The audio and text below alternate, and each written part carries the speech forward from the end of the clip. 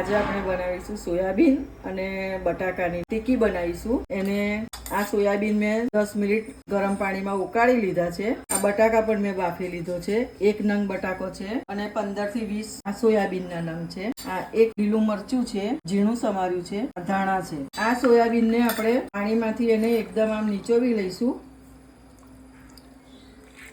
અને મિક્સરમાં એને થોડી ગ્રાઇન્ડ કરીશું. સોયાબીનને મેં પાણી કાઢી લીધું છે અને હવે આપણે મિક્સરમાં 1 સેકન્ડ એને ગ્રાઇન્ડ કરીશું.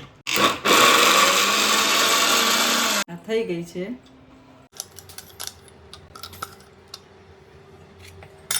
આ બટાકાને હવે એને અંદર મિક્સ કરીશું. બાફેલો બટાકો છે એને એની અંદર મિક્સ કરવાનો છે. પછી આ મરચાં નાખીશું, આપણે ધાણા નાખીશું, પ્રમાણસર મીઠું લઈશું, સહેજ હળદર નાખીશું, ધાણા જીરું પાવડર છે અડધી ચમચી, સહેજ લાલ મરચું નાખીશું. હવે એની ટિક્કી બનાવશું.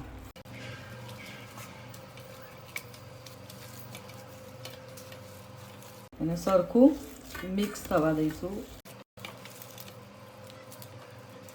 આ મિશ્રણ હવે તૈયાર થઈ ગયું છે. બરાબર આપણે મિક્સ કરી દીધું છે બધું. હવે એની આપણે આવી રીતે ટિક્કી બનાવશું.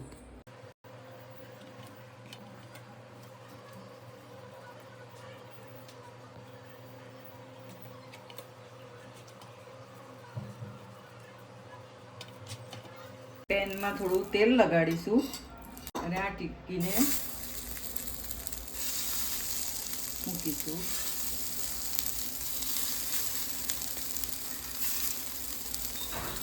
એના ઉપર તેલ લગાડશું થોડું.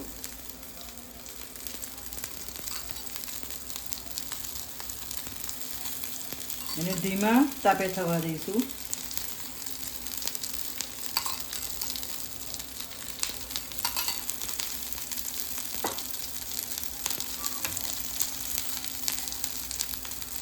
ધીમે રહીને પલટાવી દઈશું.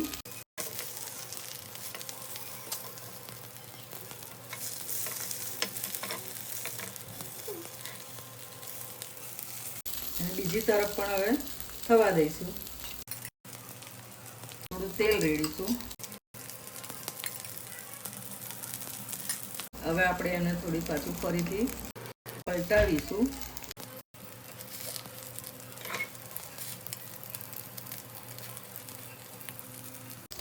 અને 2 મિનિટ પછી બંધ કરી દઈશું. આ ટિક્કી હવે બનીને તૈયાર થઈ ગઈ છે. હવે આપણે એને ડીશમાં કાઢી લઈશું.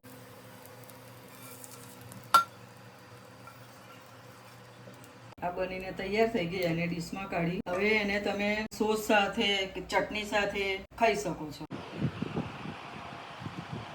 આવા જ રોજ નવા રસોઈના વિડીયો જોવા માટે મારી ચેનલને લાઈક, સબસ્ક્રાઈબ અને શેર કરવાનું ભૂલતા નહીં. જય અન્નપૂર્ણા.